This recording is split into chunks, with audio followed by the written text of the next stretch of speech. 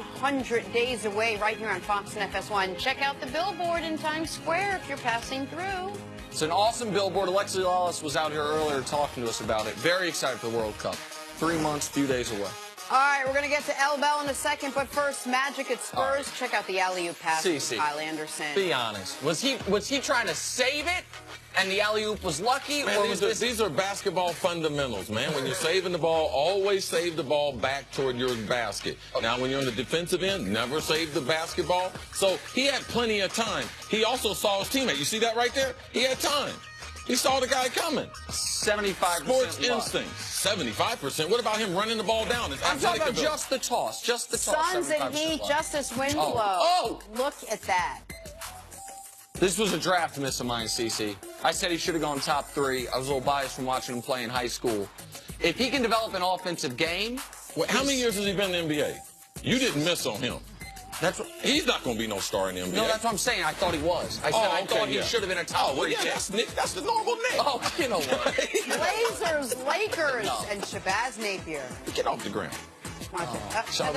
He's getting close to the tournament. That's when he plays his best basketball. Shabazz? Yeah. You know who missed on Shabazz? Your boy. LeBron. Yeah. LeBron got the Heat to draft Shabazz, and then LeBron left the Heat. LeBron following in Jordan's footsteps as a general manager. Oh, fall down. Get that. Andy hits the shot. Way to go, Shabazz. Time now for In or Out. Le'Veon Bell will reportedly be getting the franchise tag for the 2nd year in a row. Last season, he missed all training camp before signing it. CC, you in or out on El Bell skipping training camp? Skipping training camp? I'm out.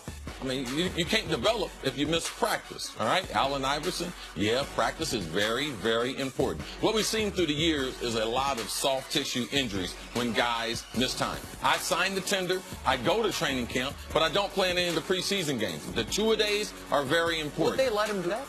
Just tell them I don't want to play in the preseason games? Yeah, he could do that? Yes. Okay, all right, that was the... You see Odell Beckham, what he said he doesn't want to play in the preseason. Also, the coach came out and said the preseason is important. So we might be seeing Odell a little bit. Right, so that's the concern for me. Is the reason I'm in on this is because of the preseason games. I'm not familiar with a lot of guys being able to call their own shot on, I'll do this, but I won't do that, especially a guy like El Bell, that the team... I can guarantee you, after what Pittsburgh's been through the last couple of years, they will take him at training camp and allow him not to play in the game. That is a better situation for them when they start week number 1. Okay, interesting. All right, moving on to Earl Thomas. Seattle will reportedly bring back the 6-time Pro Bowl safety in 2018. This despite rumors that he was being shopped in trade talks. Nick, are you in or out on Seahawks Super Bowl window? Still being open. No problem. Window as well. You know, I had a little window last night. I'm in on that. They still have Russell Wilson. They still have Pete Carroll. They still have John Schneider, their GM. As long as they have that trifecta in place, their Super Bowl window is wide open. Let's not forget they have a huge home field advantage. The worst that they're going to play this year in Seattle is 7-1. They got 7 wins. So if they just split on the road, they're at 11 victories right there. So tremendous advantages. You mentioned ownership. Paul Allen didn't get a lot of it, but man, he has managed with the type of style and grace that you want. Pete Carroll, the John Schneider, the general manager, they have the ability to manage their roster. And as long as they have Russell Wilson, that window will stay open. They will be a different team, though, in 2018 and 2019. Big free agents up after this coming year.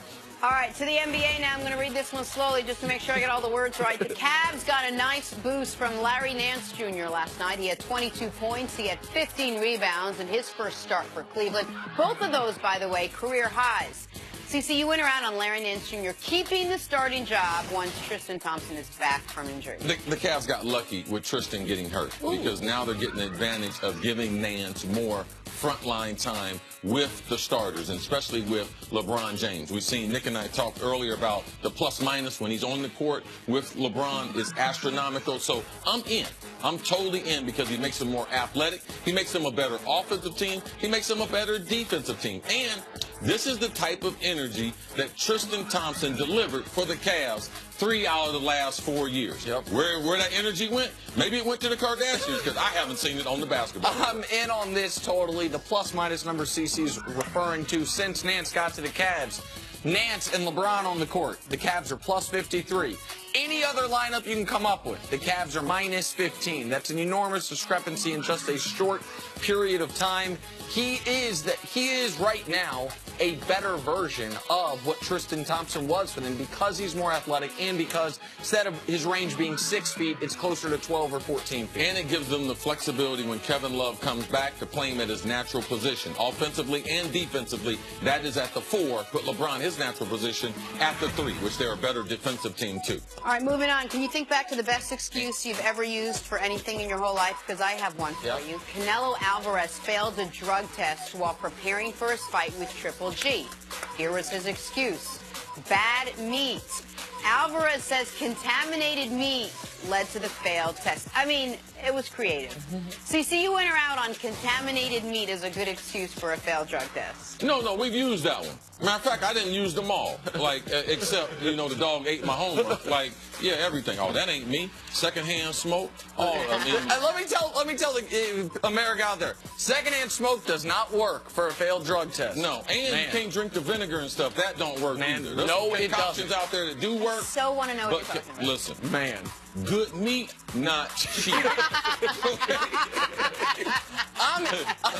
Cheap meat, not good. But it still don't contaminate your pee-pee. Yeah. Right? Got it. I'm in on this being a good excuse just because it is a better excuse than one. I had an internship for Metro Sports, 19 years old. It's going to be my first venture into television.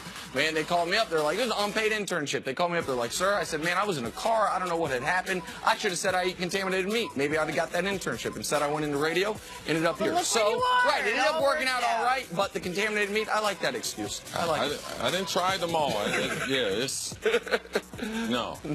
Guilty. Wait, we have a bonus one? Yes, here we go. He should have ate the contaminated meat and got sick and not took the pizza. There you go. Finally, Roger Goodell ran a 5.4 140 at the NFL offices in a suit. Nick claims he can do it faster.